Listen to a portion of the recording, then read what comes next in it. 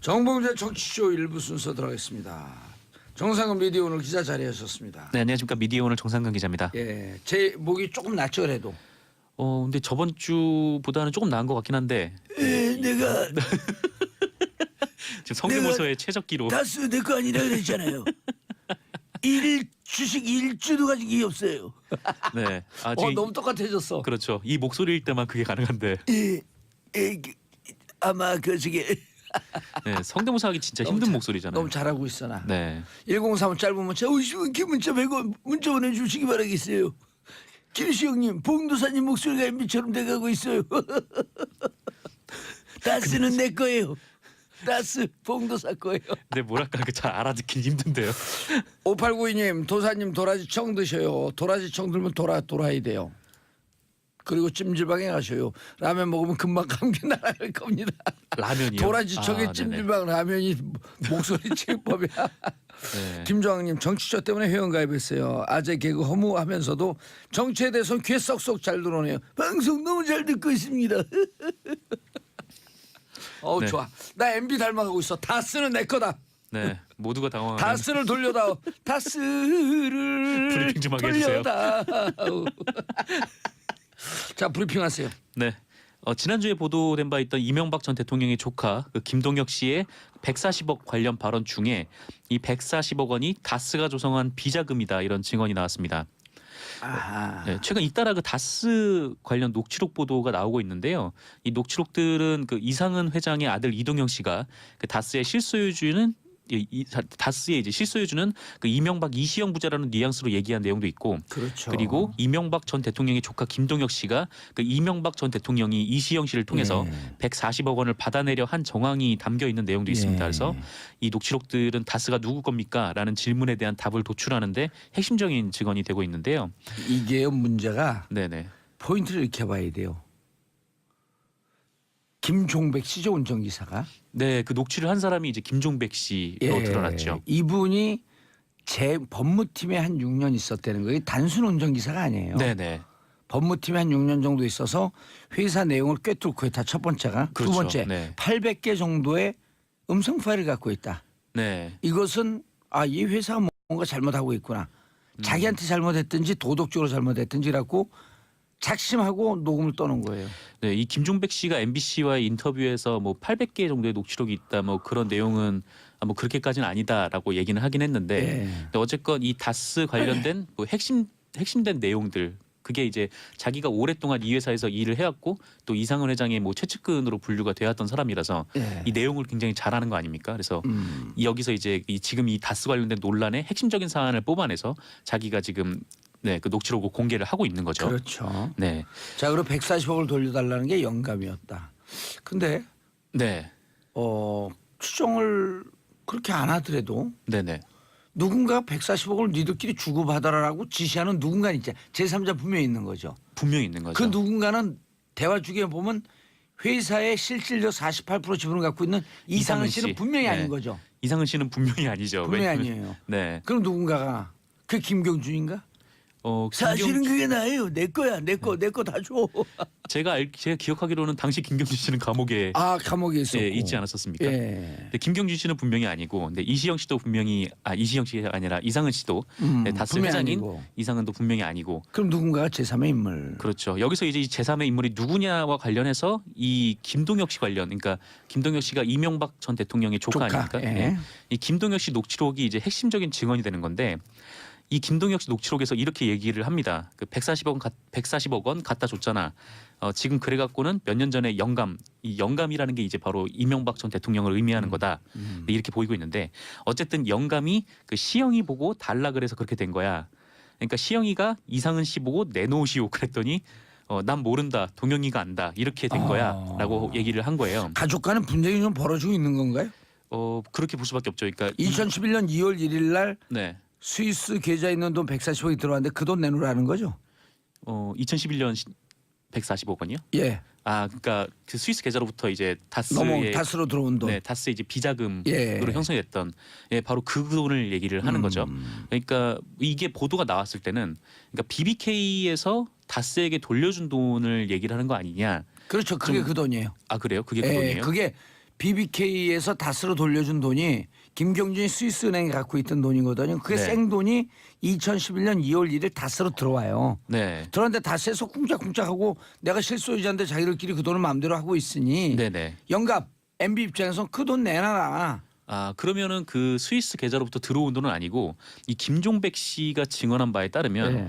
이 돈은 BBK에서 받은 게 아니라 아. 2008년 정호영 특검 당시에 그 다스에서 비자금 조성됐던 비자금으로 그 돈. 조성되었던 네. 그 돈을 내놔라. 예. 근데 이건 검찰이 조사를 해봐야 돼요. 김종백 씨도 좀 헷갈릴 수가 있어요. 네. 뭐 왜냐하면 또 김종백 씨도- 비자금 120억 조성됐다라고 하는 것은 또 그 조모 씨 네네. 격리 직원에서 회사로 다 반납이 됐다 그러는 거거든요. 네, 반납이 됐는데 이제 그걸 그거를 그걸 또 내놔라. 내놓으라고 이제 한 거죠. 아하. 그래서 이게 그때 2008년에 정호영 특검 당시에 나왔던 비자금 120억 예. 그리고 2005년에 따로 또 조성된 게 20억이 있었대요. 그래서 이게 도합 140억이다. 아하. 네, 만약에 이게 사실일 경우에는 이명박 전 대통령에게는 횡령 혐의가 씌어지는 거죠. 오 그러네요. 네, 횡령인데 액수가 크네. 액수가 꽤 크죠. 10억 이상이면은 그 기업의 국고 손실은 1억이면 1억을 따지거든요. 네네. 근데 이거는 개인 기업이면 10억 이상이면 네, 10억 10년 이상이면 이상에서 무기징역. 네, 무기여 자리 거라. 네, 잘 계십시오. 예, 죄송합니다. 뜬금포 날려서요. 네, 그렇습니다. 그 어쨌건 김종백 씨 이렇게 증언을 했는데 아하. 김종백 씨가 얘기한 바에 따르면 이 녹취를 한 계기가 이랬대요. 그러니까 이동영 씨가 불법 행위를 저질렀었는데 그 다스에서 이제 이상은 회장과 이동영 씨가 그 죄를 자기 보고 대신 뒤집어 쓰라고 했다. 아 김종백 씨가 네, 김종백 오. 씨에게 대신 뒤집어 쓰라고 했는데 예. 자기가 요구를 받지 않아서 그래서 사실상 다스에서 쫓겨난 상황이었다고 합니다. 그런데 이후에 2016년에 그때 이제 이시영 씨가 다스의 이제 후계자로 급부상하던 그 시점이잖아요. 근데 그 시점에서 이제 이동영 씨가 다시 이 김종백 씨에게 도움의 손길을 요청을 해서 이 회사의 사정을 너무 잘 아는 사람이니까 예. 도움의 손길을 요청을 해서 일단 들어가긴 들어갔는데 이후부터는 녹취를 계속 해왔다는 거죠. 네, 그래서 지금 이 녹취록들이 세상에 공개가 됐습니다. 예. 자, 이 내용을 들으시면서 도대체 이게 너무 다스에게 복잡하다 네, 하시는 분은 뭘 참고해야 되는 거죠? 정봉주 페이스북 페이지를 예. 참고하시면은 되게 깔끔하게 정리를 깔끔하게 해놓으시더라고요. 오늘 새벽에 써놓은 거예요. 아 오늘 새벽에? 예, 오늘 새벽에 그 페이스북 왜 왜냐면 잠을 안 주무시고? 누구 늘 안 자요. 안 주무신다고요? 예, 제가 네. 정폴레용이라고 아 네. 네 정폴레용. 네. 정폴레용 신선하네요 이거. 신선하죠. 네. 제 신선 노름하느라고 새벽에 일어나 있습니다. 네 그렇습니다. 그래서 제 페이스북 보면 한 5분만 보면 금방 이해되죠. 네 5분만 보면 깔끔하게. 그리고 두고두고 볼 수 있으니까. 일종의 뭐 뼈대만 쭉 그렇죠. 남겨놓으신 거여서. 연도별로 뼈대별로. 네. 그러니까 페이스북 참고해 참고하시기 주시기 바라겠습니다. 그리고 이 방송을 들으면 아하 정봉재 정치쇼가 이래서 의미가 있는 거구나. 네. 정상훈 기자님 네. 끝났어요. 아 끝났다고요 벌써? 거짓말이에요. 네. 이 거짓말 잘하는 사람 누구? 그 갑자기 누구냐고 물어보시면 MB. 아 그렇죠. 아까 다시, 성대모사 다시. 하신 분? 거짓말 잘하는 사람 누구? 아까 그 목소리 갈라지셨던 아, 네, 거짓말은 난 그런 삶을 살지 않았습니다. 여러분. 밖에서 다급하게 다음 뉴스를 찾고 계십니다. 예. 수원지방법원 판사 블랙리스트 사건 오후에 판사회의 드디어 터질 게 터졌네요. 그렇습니다. 서울지방법원이 판사 블랙리스트 사건과 관련해서 판사회의를 연다고 하는데요. 아, 수원지방법원인데요? 서울지방법원이 수원지방법원. 수원지방법원이요. 수원이요. 수원. 예. 방금 서울이라 그러셨어요. 아 그래요? 예, 수원입니다. 네. 수원. 그 판사회의는 해당 법원 판사의 5분의 1 이상이 요구하면 열 수 있고요. 그 예. 과반수 찬성으로 안건을 의결을 할 수가 있는데 이번 판사회의는 지난 22일에 그 대법원 추가조사위원회가 그 판사 블랙리스트 관련해서 조사 결과를 발표한 후에 예. 처음으로 네, 이뤄지는 겁니다. 그래서 아하. 언론에서는 아마 이 수원을 시작으로 이 판사회의가 전국으로 확산될 가능성이 있다라고 지금 보고 있는 거죠. 판사 이 블랙리스트 그러니까 판사들 성향 조사한 거 원세훈 재판 이후에 네네. 그런 거를 대법관들이 반성하면서 네. 빨리 이거 조사해야 된다. 이거 검찰 조사로 넘어가거든요. 그럼 법원 무슨 창피해요 이게? 그렇죠. 이제 뭐 검찰 조사로 넘어가면은 뭐 법원이 세워진 이후에 거의 뭐 초유의 사태 아닙니까? 그럼요. 그리고 판사들이 검찰을 사실 살짝 아래로 봐요. 왜냐하면 성적으로 하게 되면 판사 일반적인 통념이 네네. 판사들이 조금 더 성적이 낮다 이렇게 보거든요. 그러니까 자기들이 어찌 보면 그동안 조금 무시했던 네. 그 검찰로부터 이제 샅샅이 조사를 받아야 되는 거예요. 그렇죠. 그렇다고 이거를 조사를 안 받기에는 이 추가조사위원회가 그 임종원 전 법원 행정처 차장의 컴퓨터를 조사를 못했잖아요. 이렇게 비밀번호 걸려 있는 그렇죠. 파일 이제 760개도 열어보지 못했고, 그러니까 자기 손으로 지금 감찰을 할 수가 씌우지를 없죠. 못하는 이미 퇴임해서. 네네 그렇기 그런 때문에 상황이다 보니까 이 검찰에 맡겨야 되는 거 아니냐, 좀 이런 목소리가 좀 높게 된 거고. 예. 어쨌건 말씀하신 대로 판사들은 거기에 이제 자존심이 굉장히 상할 수밖에 없는 또 그런 상황인 거죠. 예. 이 일을 또 이렇게 만든 양승태 대법원장과 또 법원행정처에 대해서 좀 비판의 목소리가 나올 수밖에 없고. 예. 네, 그래서 지금 판사 회의가 수원을 시작으로 계속 열릴 가능성이 높은 상황인 거죠. 그리고 이번 주 내에 그 1,100여 명의 시민분들께서 공동으로 그 양승태 전 대법원장을 검찰에 고발할 예정이라고 합니다. 그러니까 법원이 직접 이제 못하니까 시민들이 이 사건을 예. 검찰에 이제 가져가게 된 그런 상황인데요. 네. 그래서 좀 판사회의가 이제 전국에서 열리는데 좀 어떻게 전국적으로 결론이 내리냐에 따라서 이 사태가 좀 흘러가는 추이가 또 다시 보일 것 같습니다. 아, 빨리 자체적으로 좀 했었어야 되는데. 그렇죠. 이게 나오기 전에 미리미리 좀 했었어야죠. 그렇죠. 누구죠? 차장? 임종헌 법원행정처 전 차장입니다. 이분도 내가 법원 출신으로 이거 미안하다. 네. 760개 파일을 열 수 있게끔 협조하겠다. 이렇게 했어야 되는 거 아니에요? 법원행정처 차장까지 하게 되면. 맞아요. 더 그 큰 사건이 드러나더라도 일단은 예. 법원에서 자체적으로 알아서 이거를 정화할 수 있고 조사할 수 있다라는 점을 딱 보여줬으면은 일단 파일은 다 공개한 네, 상태에서. 파일을 전부 다 공개를 했으면은 이게 이렇게까지 흘러가진 않았을 텐데. 네. 알겠습니다. 법원이 자초한 일인 것 같습니다. 법원이 자초한 일이에요. 자, 정현 선수 어제 귀국했죠?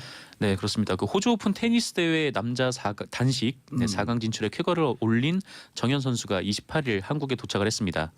이날 공항에는 정현 선수를 맞기 위해서 모인 취재진과 팬들로 북새통을 이루었다고 하는데요. 그 테니스 협회와 정현 선수의 모교인 그 3109 관계자들은 펼침막도 준비를 해서 정현 선수를 맞았다고 하고요. 이날 정현 선수는 귀국 후에 스탠드 인터뷰를 통해서 네, 호주 오픈 4강에 진출해서 살짝 기분이 좋았다. 그런데 공항에 팬들과 기자분들 그리고 친구들이 이렇게 많이 나올 줄은 몰랐다. 큰일을 하고 돌아온 것 같다. 네, 이렇게 얘기를 했습니다. 아울러서 그 지난 26일 호주 오픈 4강에서 그 황제로 불리는 페더러 선수와의 경기를 가졌는데 그 발바닥 부상으로 2세트에서 네, 기권을 했었죠. 근데 이후에 정현 선수의 발이 공개가 됐는데 끔찍하더라고요. 네, 엄청나게 완전히 다 펴였더만 그냥. 네, 제가 보기엔 걸어 다니는 게 기적일 정도로 네, 굉장히 힘들었을 텐데. 그러니까 겉살의 물집뿐만 아니라 속살의 물집이 있으니까 얼마나 아팠겠어요. 네, 그러니까요. 그리고 8강을 뚫고 들어간 거예요. 그렇습니다. 그 발 상태에서 8강도 이기고 들어간 거고 또 4강에서도 네, 안타깝게 뭐 지긴 했지만 네 어쨌건 이렇게 올라갔는데 요즘 그 스포츠계에서요. 네 한박 배박. 한박 배박이에요. 네. 한국의 한정 배박 죄송합니다. 한국의 정현, 네. 베트남의 박항서. 아 한정 배박. 네. 한증 배박. 박항서 감독도 베트남을 준우승으로 올려놔서 그렇죠. 네, 카퍼레이드도 한다고 하죠. 베트남에서. 했어요. 어제 안 봤어요? 아 어제 했나요? 난리야 난리. 그런 난리 처음 봤슈. 네. 아 그렇죠. 뭐 정말 빨간 옷 베트남도 카퍼레이드 하는데 빨간색이라서 그 거리가 그냥 빨간 금홍기라 그러죠. 금홍기. 예. 야 난리야 난리. 그런 난리. 에이 그런 난리 처음 봤어. 오늘 왠지 하루 종일 이거 하실 것 같은데 PD님이 목소리가 지금 딱 좋을 때예요. 될것 같은데. 목소리가 딱 좋을 때야. 네. 그렇군요. 축하드립니다. 그래서 2층 카퍼레이드 차를 타고 네. 그다음에 1급, 2급, 3급 그 국민 헌장이 있는데 네. 3급을 받았어요. 3급이 제일 높은 거예요. 아 그래요? 네. 훈장까지. 선수들은 1급. 네. 그다음 미드필더하고 골키퍼는 3급. 박항서 3급. 아 예. 정말 베트남에서는 정말 큰 업적을 이루고 예.